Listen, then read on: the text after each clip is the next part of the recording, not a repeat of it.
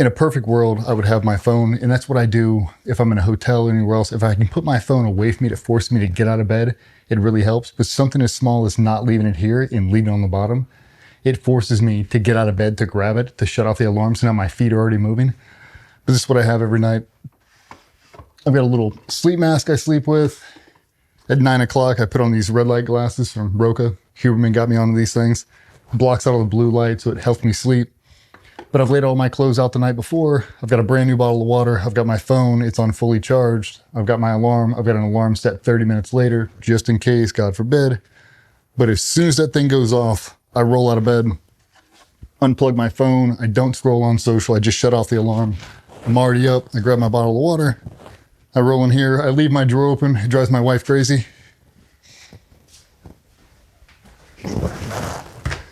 But I come straight in, and now everything is in here. So both my shoes in the order I'm going to change. So I sleep in a pair of underwear. I throw those in a dirty hamper, put on new underwear, left sock, right sock, put on my pants, put on my shirt last, brush my teeth, take all my pills, take my BioPro, everything I need's in there. Once all this is wrapped, I close out this complete chapter. I don't have to come back to it. That's one of the things that used to jam me up. Is I'd get partially dressed, or I'd go in there, I'd eat breakfast, I gotta run back in here, then I forget. But everything that I have laid out is in this exact order. Roll up sleeves, I always go 2 bangle cuff first, I'll readjust this, I'll pull it down, then I go a single. I make sure they're orientated in the right position, so I go 2 on 1 so they almost overlap with each other. And dials not switches cuff, constant reminder. That goes on last, wedding ring, timepiece, whatever I'm wearing that day. Grab that, grab my water, I've already taken my pills, into the kitchen. The whole chapter's closed. But I can do that from the time I get out of bed till I'm rolling out of here is no more than 3 minutes. How long does it take you to set up at night? You just watch it. 2 minutes. It's like, you want a good evening routine? Very simple. Just most people, they wake up, even at 6 o'clock in the morning, they wake up, they meander about a little bit, they'll scroll on social media, they'll walk in there, it's like, oh, God, where's my favorite black t-shirt at? Now they're looking for it, they're going through the dirty clothes, like, man, I wanted to wear that shirt today. Now they're frantic. Now they run in there, they can't find their coffee cup. Where's this, where's that? They're running back and forth, just eating up time, eating up time, eating up time. By the time you get in the car and you pull out, now you're stuck behind that school bus. It's a 2-lane road, you just watched it. They're hitting every single stop. So if I'm late on my timeline by 5 minutes, the whole thing's over. I know exactly what time I have to leave here. If I'm pushing back my timeline to, I get up at 6 a.m. If I'm not doing hyperbaric, if I'm not out of the door, if I'm not out of this door at 6:40, it's all ruined. Now I'm late for the gym. Now I missed a warm up. Now I'm losing confidence. I'm not in control of the controllables, and it just cascades from there. I don't want that. The girls get up at 6:10, so I get a 30-minute block with them between 6:10, 6:30, I roll right out at 6:40, we're gone. Done.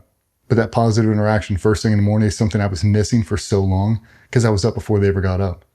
But if I can have that first 30-minute interaction, now I take that with the 4 hours I'm going to get in the evening. I get 4.5 hours. It's more than I would before. Those micro wins.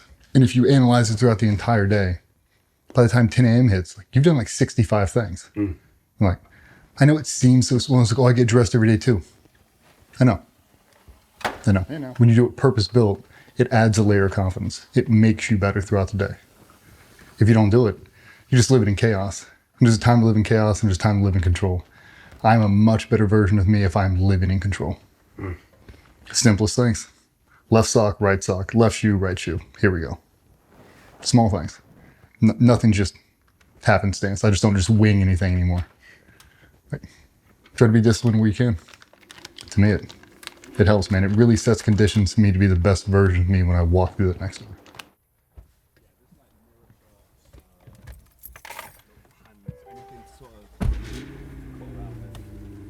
It's been really humbling to see the amount of people that have reached out, especially from the professional side. Professional athletes, SEAL teams, SWAT teams, everybody in between. It's always about the mental health aspect.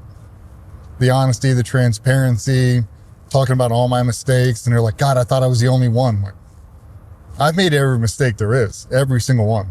Something I've noticed is most of the greats run a very similar schedule. They wake up early, they get the primary work in they need to do with no distractions. They have their designated blocks for recovery, eating windows, all of that. They plug in time for meditation or just alone time, just to sit there in their thoughts, to recalibrate whatever they're going to do. And they typically always have something they do before they transition to another role. Number one regret in life is not going pro early. You never know. And I tell the guys, man, like, when your final day comes and you hang up your hat one last time, you don't want to have any regrets. And people are like, oh my God, you had an amazing career. Like, I am filled with regrets. The times where I was just going through the motions, like we were training just to train, like my mindset, my heart, the intent wasn't behind it. Those moments haunt me. And there's not years of that, but there are moments. There are moments where I know I was just going through the motions. I was just doing it just to do it because everybody else was. I wasn't really fully committed.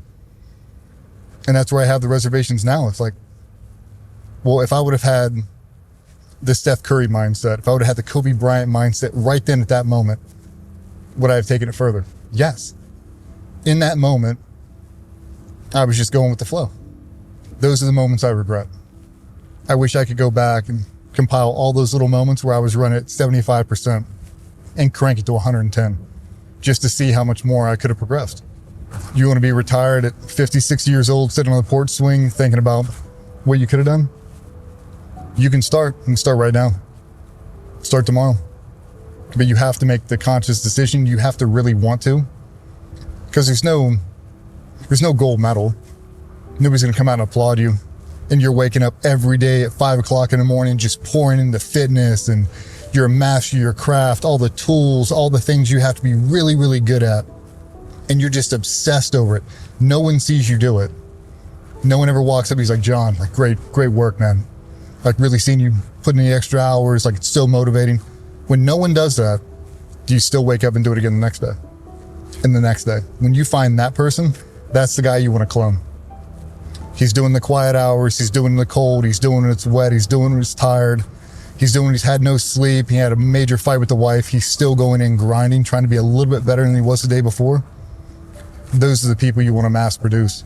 If you're obsessed and you have the discipline to keep leaning into that, you can do the most amazing things.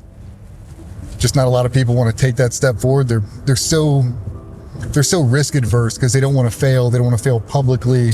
So they never really do it. They just back off and they coast in like second gear. I'm trying to show people, like, you can take whatever your thing is and make it your ultimate thing. And that really sets the foundation for the rest of your life. Like, what am I doing now? What's my formula? What's my daily routine? If I close out this chapter and open up a new one, will that same model of me be successful in my next chapter? It should be. I should be running a universal formula. I feel like I'm on the wrong train. I feel like the training, the tactics, the content, all of that, I feel like my bandwidth would be served trying to help people. As much as I love the training, I love the skydiving, the shooting. If I could just do that full time, I would just do that. But now that this is opened up, this gives me such a better feeling of gratitude than anything else I've ever done. It just does, because I've seen them. Like, I've been in that hole. I've been in that guest room. I've been sitting in the front seat of that truck just waiting to close it out. I've been there. And to have the ability to get them to not do that, to go back and rebuild that family, anybody can teach CQB. Anybody can shoot on the flat range, dude. Very few people can make that transition. And that is where I feel I'm having the most impact. And I don't have the bandwidth to do it. And that's what I struggle with every day. When people ask me, like, what's your 5-year plan? Change the world. As far as I can. As far as I can go. I'll figure it out after that. I'm gonna wake up every day and try to make it a little bit better than it was the day before. Hold the baseline standard and try to get everybody better than me. If I do that, I'm actually making a difference. But yeah, this is the most fulfilling thing I've ever done.